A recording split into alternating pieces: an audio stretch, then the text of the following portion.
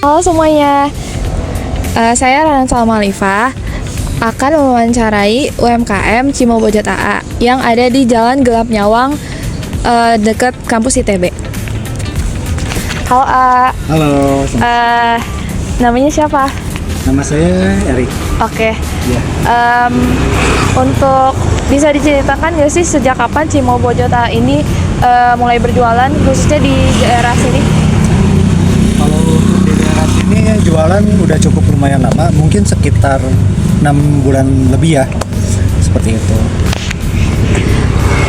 Kalau untuk motivasinya memulai usaha ini kan kalau Cimobojot AA kan setahu saya itu franchise ya sistemnya. Jadi motivasinya untuk mulai usaha ini tuh gimana sih dan perkembangan usahanya sejak awal hingga sekarang? Oke. Untuk terkait Cimobojot AA, sebenarnya ini bukan franchise. Oh, Jadi kita kerja ya. Nah, tapi kalau terkait untuk sistem yang lainnya, saya juga kurang tahu. Soalnya masih baru. oke. Seperti itu. Baik, selanjutnya mungkin saya akan nanya-nanya terkait keuntungan dan mungkin kerugian dari kebijakan yang pemerintah terapkan gitu, khususnya mungkin yang terdampak yaitu UMKM Cimobojot AA. Menurut AA-nya, apakah ada kebijakan pemerintah yang menurut AA sangat membantu kelangsungan usaha Cimobojot AA? Mungkin saya sebutin sedikit kayak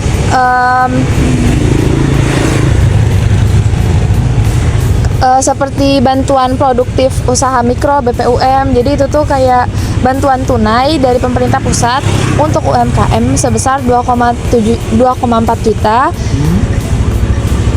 dan turun menjadi 1,2 juta di tahap berikutnya.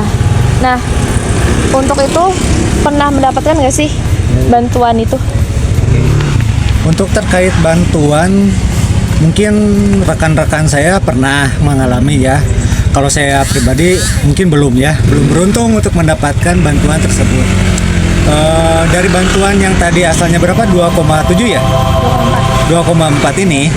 Nah, sebenarnya itu terbilang mungkin nggak cukup ya untuk beberapa instansi.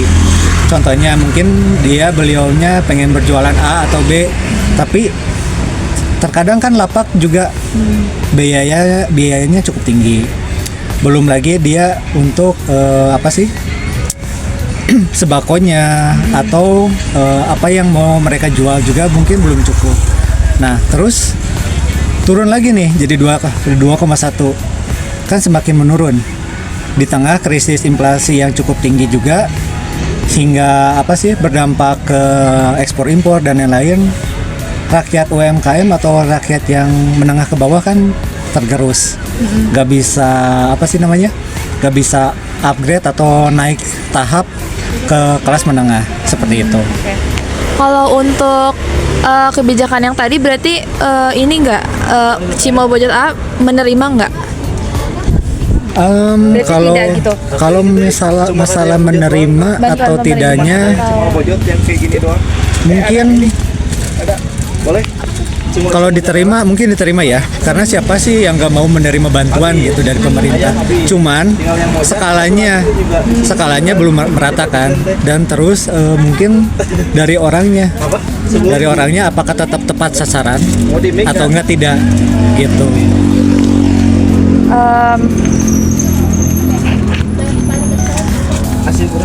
Nah, berarti tadi berarti berdampak ya untuk Cimobojot AA. Nah, untuk Mau ditambahkan ya yang dampaknya? iya boleh, bentar. Nah, ini lebih ditambahin lagi, apakah program seperti bantuan UMKM yang tadi subsidi atau pelatihan, kan sekarang tuh banyak ya pelatihan dari pemerintah, apakah ini gitu pernah dirasakan oleh Cimobojot AA yang terus juga manfaatnya apakah dirasakan? Oke.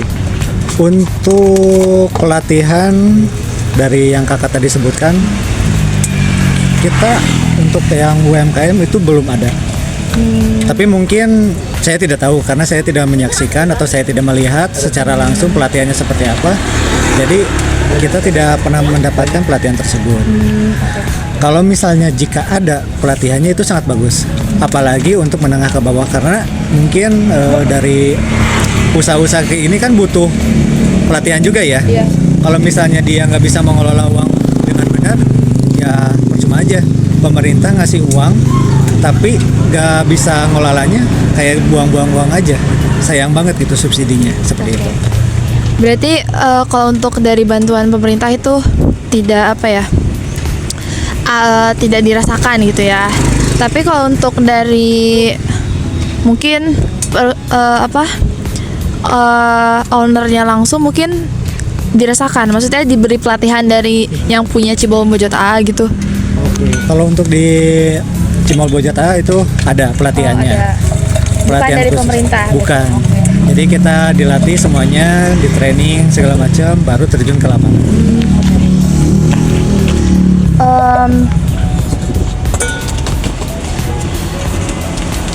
Dari kebijakan yang pemerintah buat, apakah menurut AA nih sebagai pelaku UMKM ada yang merugikan gitu?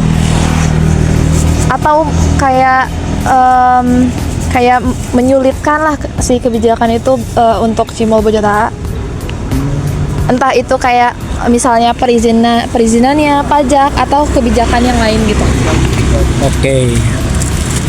Untuk meribetkan mungkin dari segi pajak ya.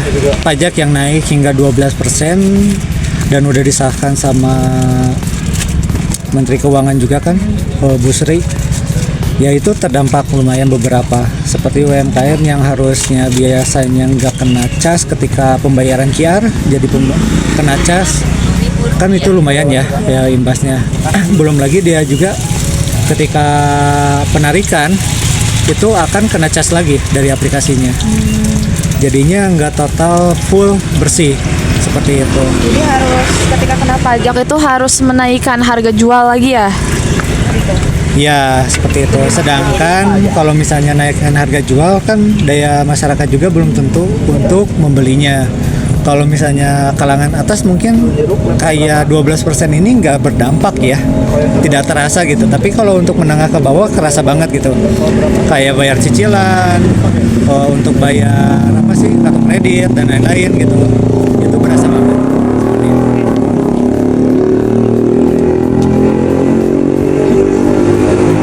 Untuk kebijakan yang tadi kayak perizinan pajak atau ini nih mungkin terlebih khusus kayak yang PKL itu kan pemerintah juga memberikan kebijakan penertiban oleh aparat kayak Satpol PP.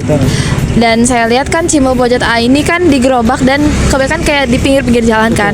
Apakah menurut AA-nya itu sangat berdampak, menyulitkan atau gimana gitu? Kalau untuk menyulitkan itu mungkin sangat ya. Kenapa? Karena di satu sisi kan kita makanya berjualan itu mencari uang, nafkah. Nah, mencari nafkahnya dengan cara berjualan. Sekarang ada program UMKM untuk usaha. Sedangkan usaha diganggu juga kan, jadinya kacau juga kan.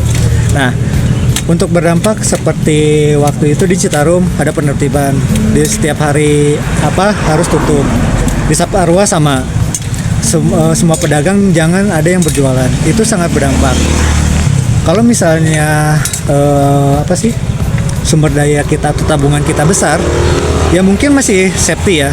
Tapi kan kalau misalnya terus-terus berlanjut, kita juga tabungan kegerus. Apalagi dengan biaya yang tinggi, bahan pangan juga tinggi, kebutuhan sangat tinggi untuk sekarang. Apalagi yang udah punya anak, istri, apalagi yang kontrak dan lain-lain, itu kan sangat terdampak banget gitu kan, sangat kasihan lah. Apalagi kita yang dagang juga ya seperti ini sepi.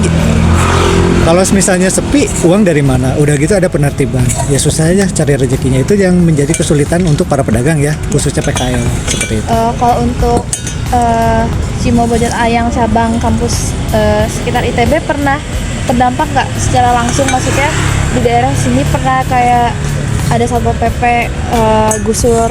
Kalau gusur sampai gusur mah nggak ada. Atau apa ya? atau datang kayak Kalau untuk Biasanya- datang ngobrol ada, oh ada, tapi ya, nggak sampai penertiban enggak. suruh ya, tutup Betul. gitu. Enggak. Atau bahkan diambil Enggak ada enggak. Oh, alhamdulillah. gitu. Mungkin yang terakhir harapan sebentar. Oh iya, Pak. Jadi kan sedetik. Terhadap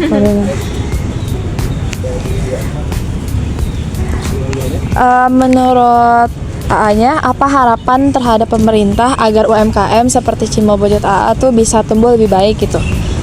Dan juga jika diberi kesempatan untuk menyampaikan langsung kepada pembuat kebijakan, apa masukan utama yang ingin disampaikan?